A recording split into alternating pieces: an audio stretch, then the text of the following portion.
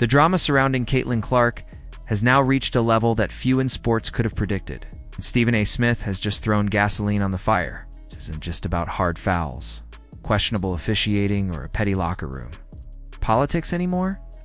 This is about the possibility of federal investigators, yes, the Department of Justice itself, stepping into the WNBA's business.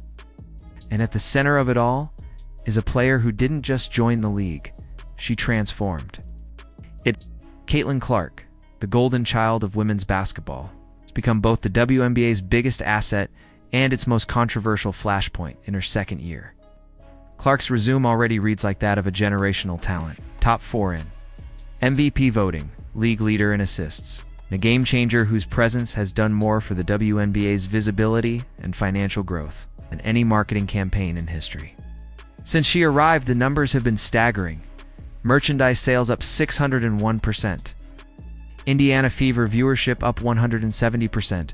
Total league viewership doubled. Team valuations tripled. League Pass subscriptions up 366%. App engagement up 613%. And endorsements worth over $11 million flowing into the league's ecosystem. Clark didn't just make the league more popular, she turned it into a hot commodity that sponsors, broadcasters, and fans suddenly couldn't get enough of. She's done for women's basketball what Michael Jordan once did for the NBA. And yet, instead of being protected like the crown jewel she is, Clark has been targeted physically, relentlessly, and with little intervention from the league's officials. Evidence is not subtle. Last season, she absorbed 17% of all flagrant fouls in the WNBA, double the rate of any other player. Think about that for a moment. The player most responsible for the league's financial resurgence is also the player taking the most punishment. On the court, analysts like Rebecca Lobo have said it plainly. Every single one of those dangerous hits should have been a foul. Sophie Cunningham, now her teammate, told the Wall Street Journal point blank, "Clark is not being protected." The problem is not just the fouls themselves. It's the double standard. Other star players get immediate whistles for contact far lighter than what Clark endures every night. The footage shows hard hits ignored, late shoves brushed off, and obvious targeting going unpunished. Clark was sidelined for All-Star Weekend this year due to injuries from these roughhouse tactics. Ratings dropped 36%. The league's biggest event without her became a lesser product overnight. Stephen A. Smith has had enough. He isn't just making noise for television ratings. He's pointing to the possibility of workplace safety violations and civil rights concerns.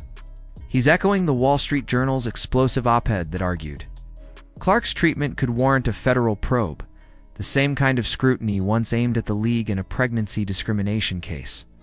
That's not just bad press. That's a potential DOJ investigation into whether Clark has been subjected to disparate treatment under the law. If federal investigators get involved, this becomes more than basketball.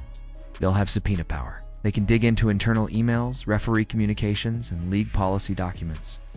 They can demand to know why Clark, the face of the league, absorbed double the flagrant fouls of any other player, and why there seemed to be so little effort to protect her. They can examine whether the WNBA's inaction created a hostile work environment.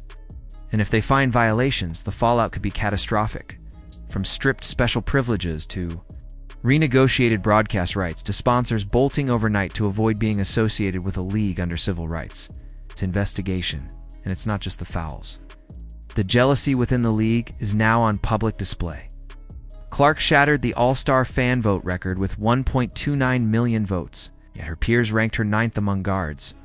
9th. The fans made it clear they wanted her front and center, but the players sent a very different message. One that looked a lot like gatekeeping. Legendary broadcaster Dick Vitale didn't mince words, calling it pure jealousy and pointing out that Clark had given every WNBA player chartered flights, better salaries, sold-out arenas, and improved TV ratings. The disconnect between the fans' love and the players' dismissal is impossible to ignore. And it underscores the culture Stephen A. says is fueling this mess. Even the Indiana Fever's front office appears to know 2025 will be a make-or-break year. They've added players like Sophie Cunningham not just for scoring but for protection. They're building a roster around Clark that can shield her from the cheap shots and deliberate targeting that plagued her first seasons, because they understand the stakes. The television contracts, the sponsorship deals, the record-breaking engagement, it all exists because of her. And if she's sidelined or driven away, the WNBA's golden era could evaporate as quickly as it arrived. Clark herself is not without personality. She talks, she chirps, she competes with an edge, and that's part of why fans love her and rivals bristle at her. It's also why figures like Angel Reese became famous, because they stood toe-to-toe with her in big moments.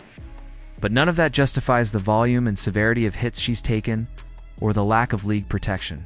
In fact, those on-court rivalries should be the WNBA's marketing goldmine. It's not a reason for its brightest star to be brutalized. The league now finds itself at a crossroads. It can either protect Caitlin Clark and embrace the cultural and financial transformation she's brought, or it can continue to let jealousy and mismanagement undermine everything she's built for them. The first option secures the WNBA's future. The second invites outside intervention and the possibility that Clark and the windfall she represents. I walked away. Stephen A. Smith has made it clear the warning shots have been fired. Are asking questions. The Wall Street Journal is calling for investigations. Federal agencies could already be circling.